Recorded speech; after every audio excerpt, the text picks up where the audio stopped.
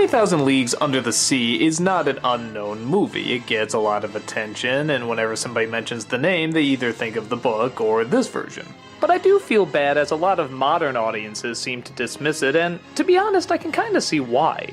Not that it's bad, it's actually really good.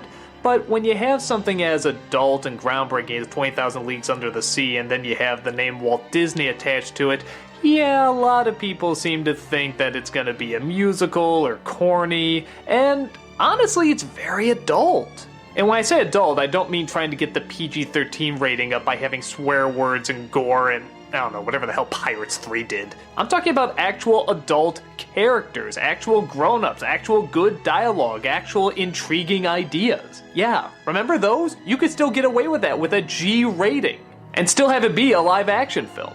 But I'm getting ahead of myself. What's the story? Well, there's rumors of a giant sea monster that's apparently taking down a lot of ships. So one ship is sent out to try and find it and destroy it. Two of the crew members are Kirk Douglas and Peter Lorre. But once the supposed sea monster destroys that ship, our two heroes, along with another survivor, swim aboard this sea monster apparently and discover that it's actually a submarine, at a time when really there were no submarines. This submarine is led by Captain Nemo, played by James Mason. That's three pretty damn big stars at the time right there, James Mason, Kirk Douglas, and Peter Lorre.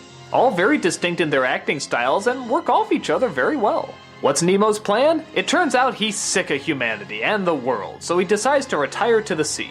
But he's so sick of all the misery and war that humanity makes for itself that he decides to step in and try to destroy anything he sees as disrupting the peace. He's cold and stern, but is just trying to do what he feels is best for all of mankind. He doesn't trust our castaways, but over time he does manage to open up to them, treating them less like prisoners and more like members of the crew. As Disney films go, this is probably the most subdued, and that's saying a lot seeing how there's a giant squid that attacks. There are some really groundbreaking effects and some really good visuals. The smart dialogue and the development of the characters is so clear-cut that it's hard not to like them. Their ideologies, their intelligence, their characteristics, everything about them makes them so distinct but also so enjoyable. The effects are also really something. This squid probably would be done with CG nowadays, but back then, they just used a life-size puppet. Originally it was shot during the day and Disney said it looked too fake, so he recommended that they do it in a storm. That way it hides the strings a lot better. The idea of shooting a monster in a storm or in the dark in order to hide what it looks like would be used years later, both for atmosphere and to hide the technicals behind making it. There's definitely changes from the book, but I feel it really still got the spirit of both the characters and the technology really well.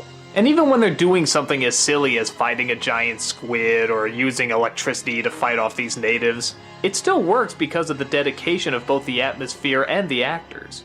It's kind of like with Indiana Jones. Yeah, when you get down to it, it's a pretty stupid story. But Harrison Ford's performance and just how seriously the direction is taking it makes it one of the great action classics. And while this isn't really an action film per se, I'd say it does make some really big strong stands for sci-fi and fantasy. But I guess that's why it has such a hard time finding such a dedicated audience. Fans of typical Disney probably won't get into so much dialogue and so much technical talk, and only one or two fight sequences. But fans of that stuff probably can't get too much into, like, say, Kirk Douglas's little musical number or the fact that he has a sidekick seal. But for me, I think they blend perfectly.